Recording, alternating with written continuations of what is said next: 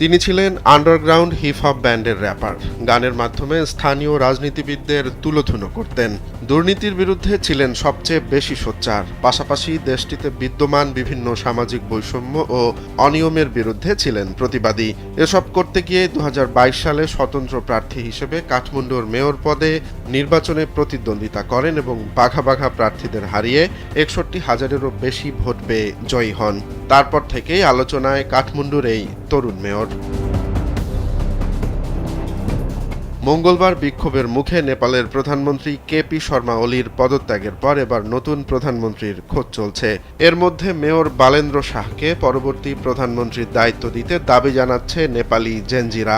অনলাইনে বিক্ষোভকারীরা বালেন্দ্রকে দায়িত্ব নেওয়ার আহ্বান জানিয়ে সামাজিক যোগাযোগ মাধ্যমে একের পর এক পোস্ট করছেন। এর আগের সপ্তাহে ফেসবুক, ইউটিউব সহ 26টি সামাজিক যোগাযোগ মাধ্যম বন্ধের ঘোষণা দেয় নেপাল সরকার, যার প্রতিবাদে রাস্তায় নেমে আসে ছাত্র জনতা।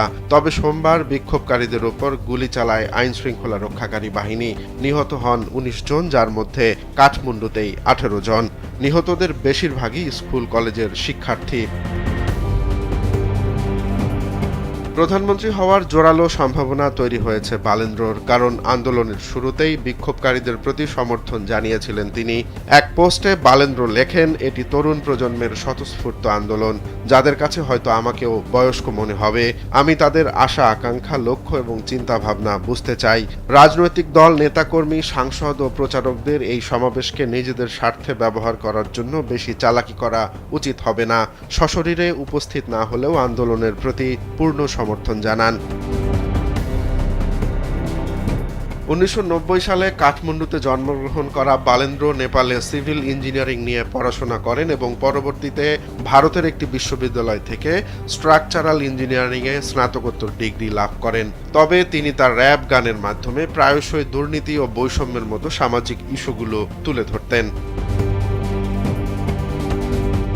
রোমান্স তালুকদার, কালবেলা।